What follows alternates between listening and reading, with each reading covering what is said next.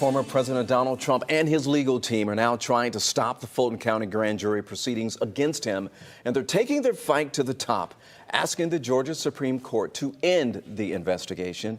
11 Alive's John Sherrick is on that story for us tonight.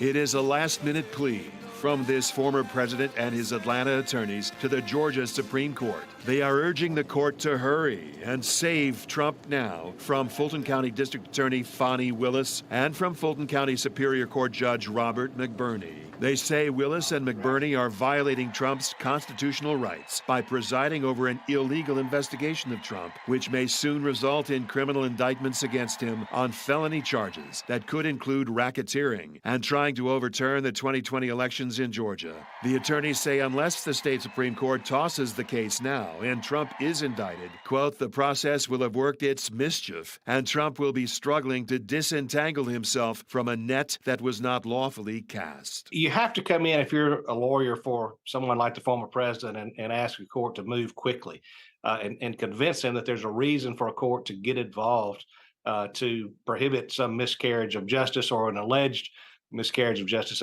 as the case may be. Former U.S. Attorney Michael Moore, now a partner with Moore Hall in Atlanta, points out that Trump's attorneys first asked Judge McBurney back in March to toss the case. But McBurney has still not ruled on that earlier Trump request. Instead, earlier this week, McBurney was swearing in the grand jury that will hear Willis present her evidence and will then consider possible charges against Trump. So Trump attorney Drew Findling and his co-counsel are now going directly to the state Supreme Court to try to stop that grand jury in its tracks. You know, really what they're doing is what any good lawyer would do, and that is to sort of protect the record. There's no question that this is going to be a matter that finds its way through the appellate court system, and I think ultimately at the U.S. Supreme Court. McBurney and Willis are not commenting. Willis has said earlier that if Trump is indicted, he will have plenty of opportunities then to fight the process and the charges. In Atlanta, John Sherrick, 11 Alive News.